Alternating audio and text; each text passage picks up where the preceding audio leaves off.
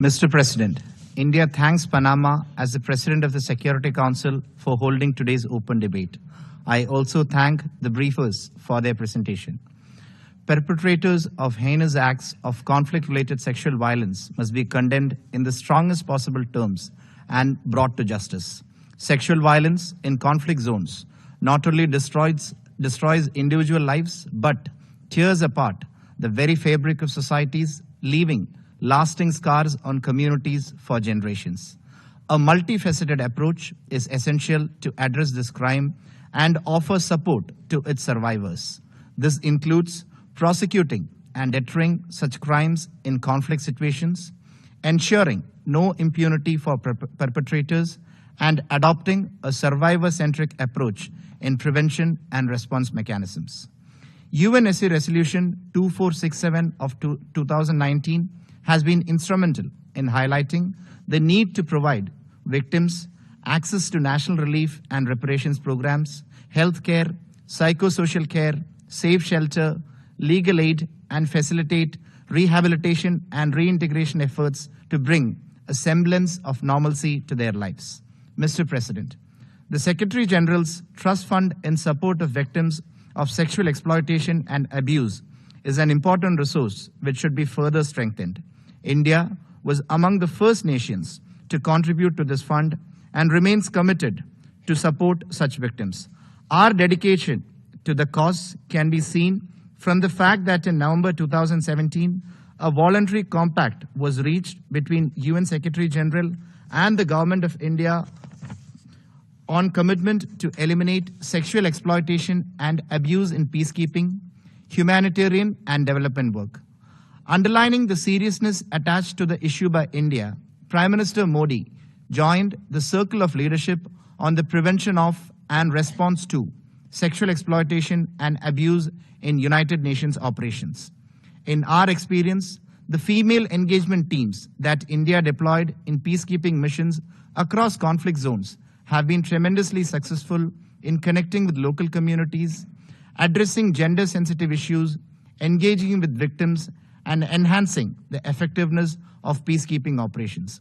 In 2007, we were the first country to deploy an all-women formed police unit to the UN mission in Liberia. Today, we have successfully deployed female contingents in MONUSCO, UNSC, and UNMISS with the objective of addressing conflict-related sexual violence. Building on this experience, the Center for United Nations Peacekeeping in Delhi conducts specialized courses to increase participation of women in peacekeeping operations, including targeted training to prevent and address sexual and gender-based violence in armed conflict. India is ready to share this expertise and experience with interested member states through our comprehensive training programs. These initiatives were further discussed during the Conference of Women Peacekeepers from the Global South held in New Delhi in February 2025. Mr. President, India has implemented a comprehensive domestic strategy for women's safety. It could offer insights for ensuring access to life-saving services and protection for survivors in conflict situations. First, dedicated resources.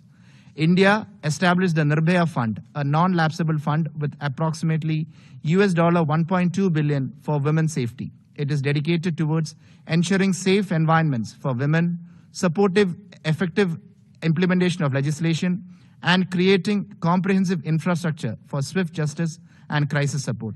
Member states could consider creating similar dedicated resources.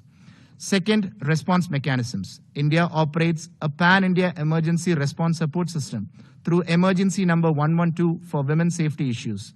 Sakhi one-stop centers established at each district headquarters provide comprehensive services, including police assistance, medical care, and legal aid, among others, to offer protection and rehabilitation with shelter and economic security. Member states could consider replicating this model. Finally, justice delivery. Comprehensive training programs have been developed for investigation and prosecution and for medical officers to ensure forensic evidence collection withstands judicial scrutiny. Fast-track special courts dedicated to women's safety have revolutionized justice delivery through swift case disposal.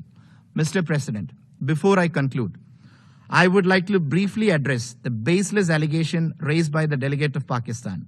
The utter impunity with which Pakistan Army perpetrated heinous crimes of gross sexual violence against hundreds of thousands of women in erstwhile East Pakistan in 1971 is a matter of shameful record. This deplorable pattern continues unabated and with impunity to this day.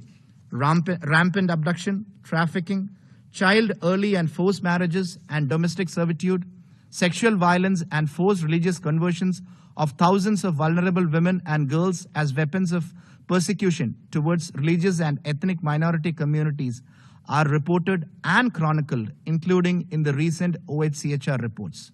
These reports highlight that the vile acts by Pakistan are also validated by its judiciary. It is ironical that those who perpetrate these crimes are now masquerading as champions of justice. The duplicity and hypocrisy is self-evident. Mr. President, as I conclude, allow me to once again reaffirm India's unwavering commitment to root out sexual violence in armed conflict and support and assist survivors of such heinous crimes. I thank you, Mr. President.